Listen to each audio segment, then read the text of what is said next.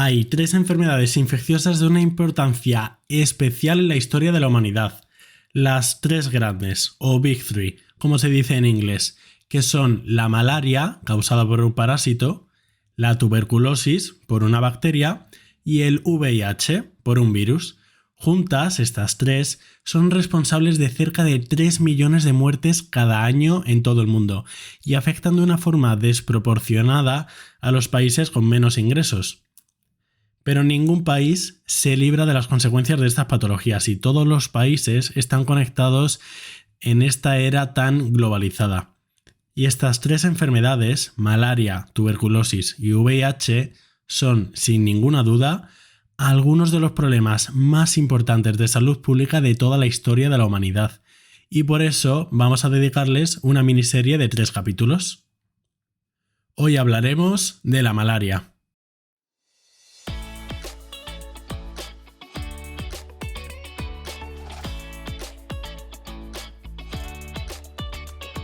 Buenos días, bienvenido a Entiende tu Salud, un podcast divulgativo para aprender sobre medicina y temas sanitarios de forma sencilla.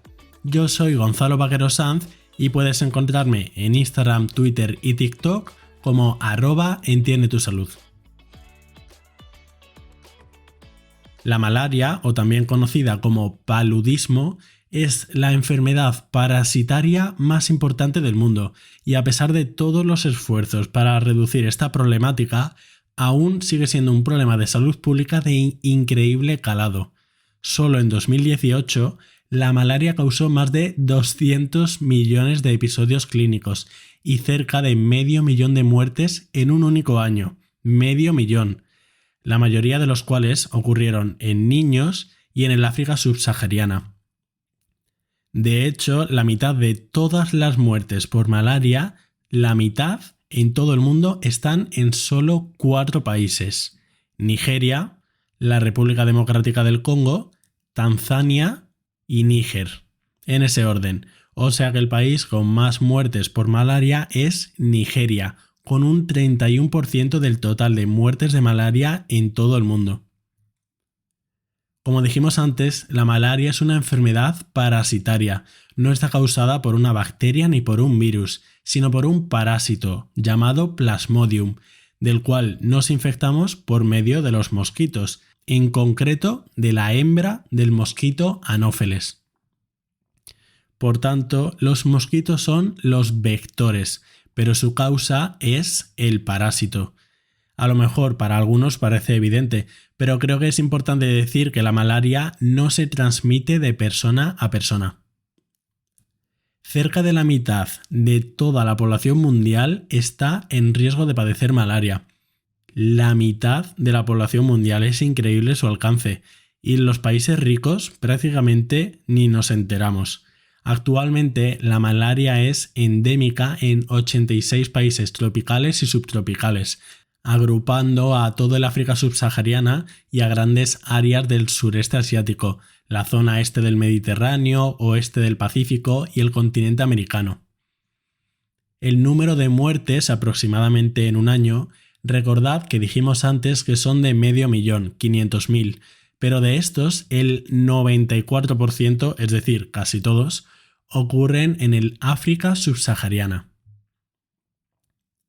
Otro dato importante es que más de la mitad de las muertes ocurren en niños menores de 5 años. De hecho, mueren 2.000 niños al día por malaria. Este dato puede que nos ponga más en contexto, y todo esto más relevante que desde los países ricos pasa totalmente desapercibido para nosotros.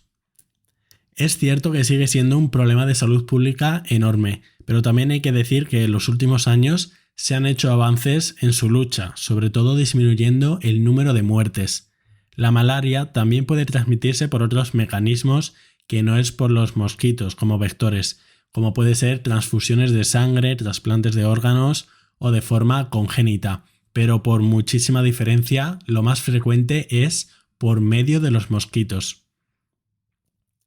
El Plasmodium, este parásito, pasa una parte de su vida dentro del mosquito y otra parte de su vida en nosotros. No infecta a otros mamíferos, solo al ser humano. Cuando el parásito llega a nuestra sangre por medio de la picadura de un mosquito, este infecta nuestras células del hígado, células hepáticas, y de ahí pasa a la sangre. En la sangre infecta a nuestros glóbulos rojos, en los que se multiplica este parásito, y los síntomas de la malaria se relacionan mucho con esto, con la infección del Plasmodium en los glóbulos rojos. ¿Cuáles son los síntomas de la malaria? La mayoría de personas infectadas de malaria solo tienen una forma leve de la enfermedad. Únicamente aproximadamente el 1% de las infecciones son graves. Solo el 1%. El síntoma principal de la malaria es una fiebre elevada que se suele comenzar de forma repentina y que sigue un patrón cíclico, con episodios recurrentes. En los episodios de fiebre pueden haber escalofríos y posteriormente sensación de calor y sudoración. Estos síntomas suelen empezar 10 o 15 días después de haber sido infectados. Además de la fiebre, también en la malaria puede haber dolor de cabeza, fatiga, debilidad, dolor muscular, náuseas y diarrea. Pero como digo, el síntoma principal de la malaria es la fiebre. De hecho, en zonas endémicas, la malaria es la causa más frecuente de fiebre. La forma grave de la malaria ya afecta a diferentes órganos y sistemas. Puede afectar al cerebro, provocar anemia, acidosis, fallo renal, convulsiones, edema de pulmón o incluso shock. La forma grave de la malaria, por tanto, puede ser muy grave y puede provocar la muerte. Pero ya dijimos antes que solo el 1% de los casos son graves.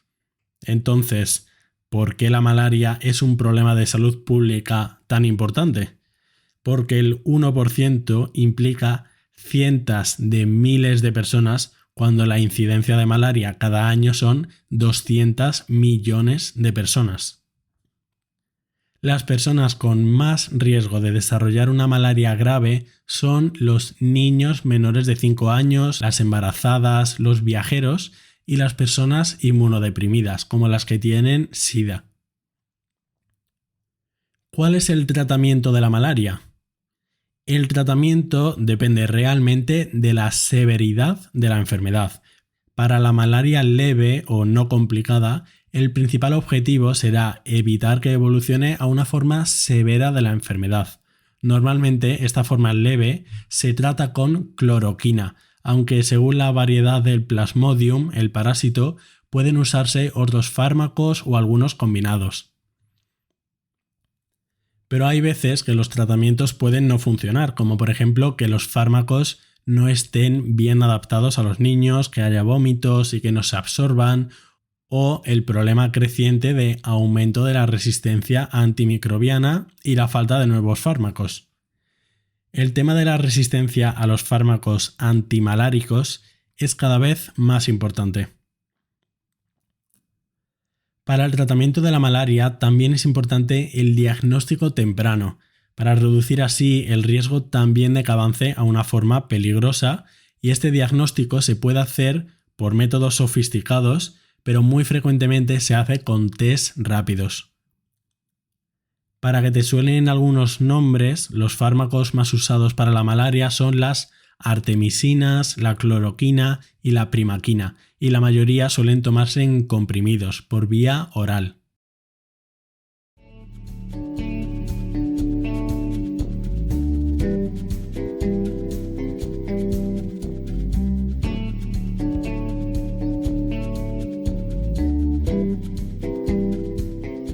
Para el abordaje de la malaria es esencial la prevención de los mosquitos o de las picaduras. Lo esperanzador de la malaria es que puede tanto tratarse como prevenirse. Esto se consigue con redes, con insecticidas o con sprays insecticidas, lo cual ha ayudado mucho a la disminución relativa de la malaria desde el año 2000 hasta el 2015. Es recomendable usar repelentes de mosquitos cuando se vaya el sol y la ropa para que nos cubra lo más posible el cuerpo. También se están desarrollando otros métodos, como algunos fármacos como la ivermectina, y en sitios donde la malaria es muy estacional y en esas zonas puede plantearse el dar el fármaco antimalárico durante 2 o 3 meses o también dar los fármacos antimaláricos preventivos a las personas de grupos de riesgo. Retos muy importantes para el abordaje de la malaria son el aumento de resistencias al tratamiento y a los insecticidas, el insuficiente acceso a todos estos medios, la pérdida de redes para evitar el paso de mosquitos y el cambio de comportamiento de los mosquitos que están picando antes de que la gente se vaya a dormir. Un tema importante son los viajeros que no están inmunizados y que viajan a áreas endémicas con malaria, porque son un grupo de riesgo que además tienen más probabilidad de desarrollar una forma grave de la enfermedad si se infectan. Para estos es muy relevante la quimioprofilaxis, es decir, la prevención tomando fármacos previamente antimaláricos, tanto antes de viajar como durante la estancia y también algo después de terminarla. Antes de viajar a uno de estos países es muy importante consultar al médico para evaluar qué fármacos tomar, que se suelen tomar unas 2 o 3 semanas antes de viajar. Es posible que te hayas preguntado por las vacunas. Es muy difícil elaborar una vacuna para el Plasmodium, para la malaria, por toda su variabilidad antigénica, lo cual quiere decir que este microorganismo cambia muy frecuentemente las moléculas de su superficie, que complica mucho el hecho de hacer una vacuna. Para que te hagas una idea, sería parecido al caso de la gripe, que hay que ir cambiando cada año la vacuna. Desde octubre del 2021, la OMS, la Organización Mundial de la Salud, recomendó usar una vacuna para la malaria a los niños que vivan en zonas con una alta prevalencia de transmisión. Esta vacuna la hizo una farmacéutica británica y es la primera vacuna comercializada para la malaria, y aunque es la única candidata para superar la fase 3 de la vacuna, solo tiene efectos moderados, menos de un 40%, por lo que aún queda bastante que mejorar. Esta vacuna, aunque no es perfecta, sí se ha visto que puede reducir el número de casos graves. Sí hay otros proyectos de vacunas en fases avanzadas para la malaria, con efectividad sobre todo para evitar formas graves de la enfermedad. Actualmente hay unas 20 candidatas a estadios avanzados. Y sí es posible y probable que en los próximos años se hagan progresos en este sentido, pero al final, como tantas veces, lo que lo determinará en gran parte será la financiación que reciba. Por cierto, en cuanto al tema de la inmunización hay un dato interesante. Sabemos que la exposición repetida a las picaduras infectadas de los mosquitos facilita una progresiva adquisición de la inmunidad y que protege de casos graves de la enfermedad. Este es el caso de los niños que nacen en áreas con mucha prevalencia, que se volverán en gran parte inmunes si sobreviven a los primeros 5 años de la enfermedad. Esto no significa que no vayan a contraer la infección ni la enfermedad, sino que la probabilidad de que sea grave se reduce drásticamente. La OMS, la OMS, tiene un plan marco para ayudar a eliminar la malaria de todos los países endémicos, con lo que se propuso reducir tanto la incidencia como la mortalidad de la malaria un 90% para el año 2030, lo cual posible es, pero francamente es difícil. El control de la transmisión de la malaria se ve influido por multitud de factores: seres humanos, mosquitos, parásitos, el ambiente, el sistema sanitario, las políticas, por lo que la transmisión de malaria es compleja, dinámica y no es lineal.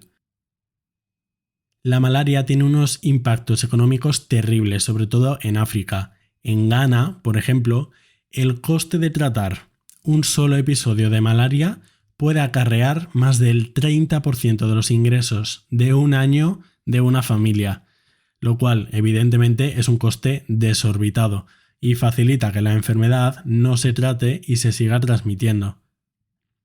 Por tanto, la malaria es tanto una causa como una consecuencia de la pobreza. Es posible hacer frente a la malaria porque además en los países más avanzados la malaria es casi anecdótica, pero es necesario un abordaje a múltiples niveles, como la concienciación y las campañas educativas en comunidades de riesgo y a individuales, pero también el desarrollo de vacunas, de tratamientos eficaces, lucha contra las resistencias, contra la pobreza y otros problemas socioeconómicos, medidas preventivas y de barrera, etc. Aún en el siglo XXI, la malaria sigue siendo uno de los principales problemas de salud pública a nivel mundial. Aunque existe una vacuna actualmente, esta tiene una efectividad moderada y los tratamientos actuales para abordar la malaria están desarrollando resistencias, lo cual se está convirtiendo en un problema cada vez más importante. La gran mayoría de casos de malaria son leves, con fiebre, malestar y pocos síntomas, siendo aproximadamente solo el 1% los casos graves. El problema es la vastísima prevalencia y el número de personas infectadas, lo cual hace que la malaria aún se cobre cientos de miles de víctimas cada año. Ya ves que la malaria sigue estando muy presente, aunque en algunos países nos olvidemos de ella. Si te ha gustado, te recomiendo mucho escucharte los siguientes episodios de las Big 3, la tuberculosis y el VIH. Y puedes darle a seguir al canal en la plataforma donde escuches podcast para no perderte los siguientes. Si quieres ayudarme, puedes dejarme una valoración de 5 estrellas y recomendárselo a tus amigos si te ha gustado. Muchas gracias y hasta otra.